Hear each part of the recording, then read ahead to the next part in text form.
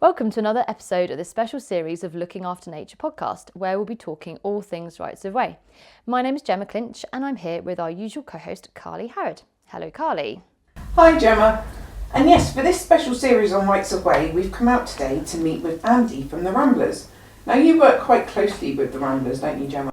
Yes, the Ramblers help the North Access team hugely. We've got Ramblers throughout the county as well, in different parishes. They cover different areas. But yeah, they do so much. And what I really want to talk to Andy about today is the variety of the jobs that they do for us on the rights of way. Brilliant. And in true rambling style, we seem to have lost Andy. So let's take a walk and see if we can find him.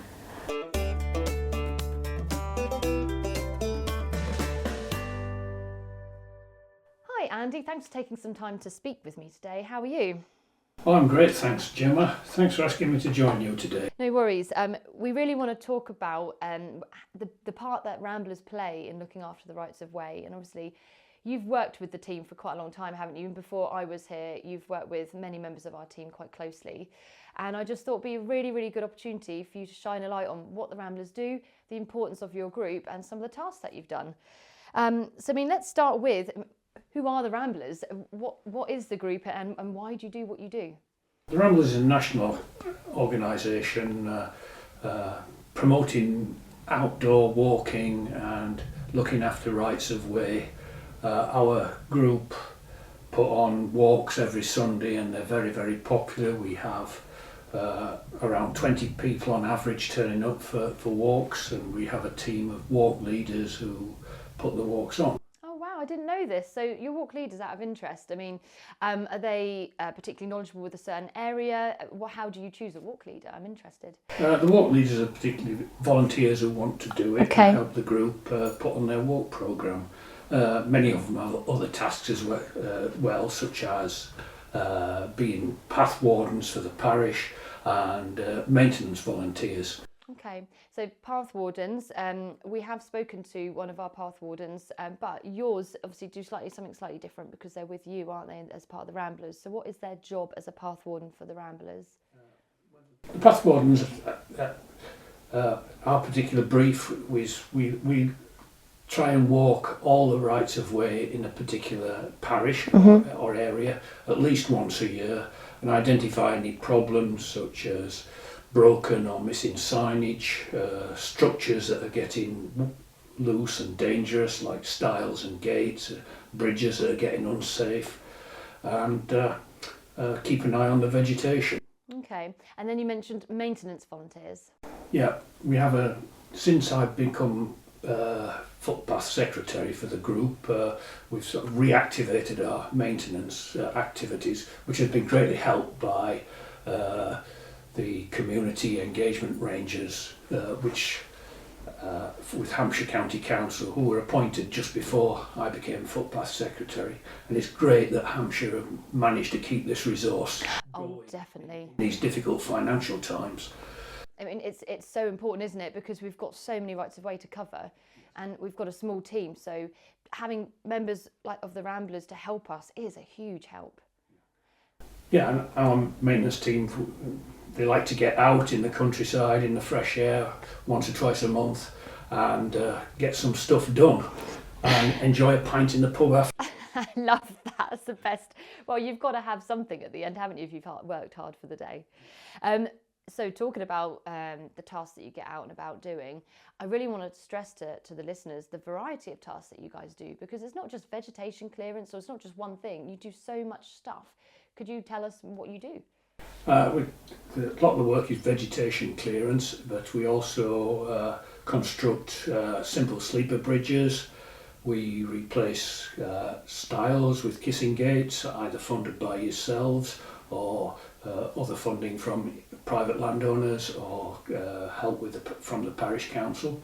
So we can install the easy to install metal kissing gates or the more complex wooden ones. Yes, they are a bit more complex. So it's construction tasks, vegetation clearance, and footpath monitoring. So basically what the Ramblers offer to people, I mean, there's so many different roles, isn't there, within your organisation. What if people are a bit worried about, you know, for instance, their maintenance skills, if people are a bit worried it sounds a bit heavy work, or I'm not very good at DIY, would your task still be appropriate for them? Yes, because if you can wield a pair of secateurs or a pair of shears, you can do maintenance tasks. If you're handy with a hammer or a screwdriver or carrying big sleepers, you can put in bridges. So there's a role for everybody? There's a role for everybody, yes. Great, that sounds really good, because I think that's actually what sometimes people worry about, isn't it? Is if they feel like, oh, I don't know if I'm strong enough, or I don't know if I know enough about timber. But as you say, you know, you can learn on the job, as it were. That's right, that's how all of us got involved. A number of our volunteers volunteer with other groups, such as the National Trust Okay. and the local Blackwater Valley Trust, and a smaller one called the Cove Brook Trust, and some of our volunteers have quite a bit of their own equipment which they bring to the tasks as well. Okay. Out of interest, how did you get involved with the Ramblers? I got in through my wife. Before I retired, I had a job which took me away quite a lot, and she joined the Ramblers to take advantage of their walking programme, and when I retired I got a bit more involved. I became a path warden, and then I became footpath secretary when the role became vacant about 5 years ago. Wow, so you've certainly risen the ranks, Andy. Yeah, that's right. So, have there been any specific projects that really stick in your mind for something you were quite proud of, or it was a real big challenge and that you managed to achieve with your group? Well, this year we helped install quite a long boardwalk in Hartley Wintney over a very soggy area that had been needing some attention for some time, and we get a lot of good feedback when we go, because people walk past when we're doing these tasks and they say, "Thank you very much, this is wonderful." Oh, that's so good to hear. Yeah, or they even do that when we're clearing the way around overgrown alleyways in Aldershot. So you go to urban areas as well as rural areas. There's always jobs to do in both areas, isn't there? Yes, that's right. Even though you're in an urban location, you have hedgerow paths between hedgerows, between houses, and they get very overgrown. Mm-hmm. So you get a lot of the members of the public actually, thank you when they see you doing the work. Yes, that's right, and that makes it worthwhile. Absolutely, and it's really good for them to see you guys doing it, because I think sometimes people don't know who's doing it, and I think it's a really good promotion, isn't it? Who looks after the paths that you tread on? Yes, that's right. That's right. Yes, and our group's been around for about 50 years. We'll be celebrating the 50th anniversary of the North East Hants Ramblers next. Wow, that's huge. Yeah, and we still have one founder member. Really? That's impressive. Yeah, and he still comes out on volunteer. Really? That is great. He just can't let go. He wants to keep going. So are you going to do anything to celebrate? We're working on the programme. Oh, that sounds We exciting. hope we'll be able to do something next year. Again, like many things that have been curtailed, it's COVID dependent. Mm-hmm. We'll find a way of doing something. It's definitely worth celebrating. That's quite a milestone. Yes. So let's talk about campaigns, because I know the Ramblers have got quite a big campaign out at the moment. Let's promote what it is, because I think some people again may have missed this in the news. Yeah, the big campaign that Ramblers have at the moment is the Don't Lose Your Way campaign. In the last Countryside Act, the laws suggested that we have until 1st of January 2026 to register paths as rights of way which are there, which are not recorded as such at the moment. And after that date, it's a drop dead date, so paths cannot be recorded after that date, as long as the claim is submitted by that time. Now Ramblers have it's an online campaign. They have old maps which identify footpaths and tracks which are not necessarily recorded as rights of way, so the public have an opportunity to go online on the Ramblers website, compare these old maps to new ones, and suggest routes which might be additions to the existing right-of-way network. So all of this information can be found on your website? On the Ramblers website, yes. Okay. And you can examine what's already been done. And it's coming into a second phase now where the paths that have been logged can be examined and prioritised for registration. Now the registration task is quite onerous, and some groups are more familiar with others. Our group isn't particularly familiar with the process. Okay. Yeah. Wow, that sounds like quite a big campaign, and one which, as you say, ends in January 26th. Is that right? Okay, great. So if the listeners want to get involved, they can go on the Ramblers website, and all the information is on there. But it sounds like a real worthwhile one to look into. Now, do you have a favourite route or a favourite area in Hampshire? Because you remind us what area you cover with your group again. Our North East Hampshire Ramblers group is all of the North East sector of Hampshire, which our area is covered by all of Hart District Council's parishes and the borough of Rushmore, which is Farnborough and Aldershot. Okay. So out of all those areas, do you have a particular favourite one that you like to walk in, like to work in? Not particularly favourite, but there's some areas of North East Hampshire you can get wonderful views of everywhere. For example, although it's not particularly a right-of-way area, Caesar's Camp overlooks Aldershot, and you can see on a clear day you can see as far as the Wembley Arch. Oh wow! And the Shard in London. That's quite impressive. Where is it? I've never heard of Caesar's Camp before. It's above Aldershot. Okay. On the military land there. Right. Okay, so that's definitely one worth going to. On a clear day, as you say, is probably the best one. But yeah, I mean, I don't know this area of Hampshire very well that you cover, but I've certainly worked in some really pretty places that you would never normally go to, but it's really worth exploring, isn't it?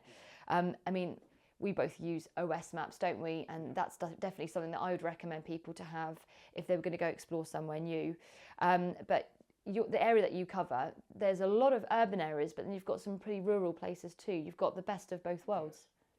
Well, one of our members wrote a lot of books about our area. Bob Rose, he passed away several years ago, but the books have been kept up to date by another pair of our members. And I noticed you had them on your...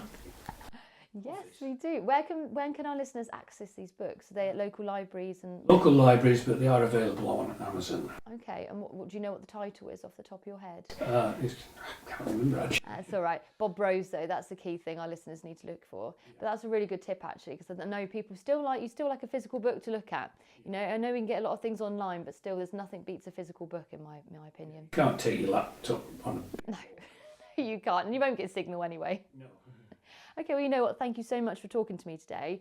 I think it's really important that our listeners know what you guys do and actually the variety of things that you do on our rights of way. And it's just so important that we all work together, as you say, because the more people we can get working together to keep our rights of way safe and open and accessible, the better. So thank you so much for everything you do, Andy, and your group. No, you're very welcome. As I said, we enjoy getting out there and doing what we can to keep things moving. Absolutely. And keep them open. Absolutely. Well, thank you so much for your time today. You're very welcome.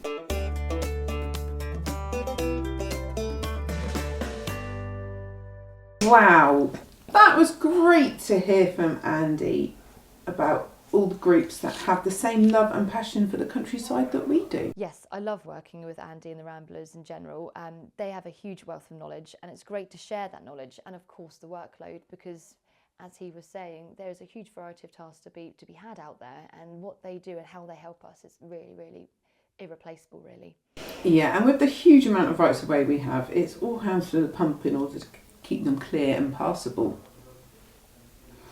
So Gemma, it's that time again where I dazzle you with my fun fact. Oh, I can't wait. Go on. So, do you know how long it would take someone to walk around the world? You can't walk around the world, though, because there's water. Yeah, but if you could, how long would it take? Oh, you know what? That is a question. I have absolutely no idea. Go on, shock me, surprise me. So, there are two routes you could go. So, you could go around the equator, or you could go through the poles. Which one do you think is going to take you longer? I am going to say, I say around the equator. And you're actually right. So round the equator would take you, if you walked at about 3 miles per hour, it would take you 345 days. Wow. Without stopping. Wow. Around the equator. And if you did it through the poles, it would only take you 344 days. Ah, interesting. Great fact. I might have to go and Google that to check on it though, if that's okay. I would, don't worry. I don't mind a bit of Googling after my facts. Well, I hope you have all enjoyed this episode of Looking After Nature. We'd love to hear from you with any comments or thoughts, or if there's anything you'd like us to discuss in a future episode, you can let us know by checking out our social media pages. And we'd really appreciate it if you'd rate and review our podcast on iTunes, as this helps other people find us. But for now, thank you for listening. I'm Gemma Clinch. And I'm Carly Howard. See you next time. Bye.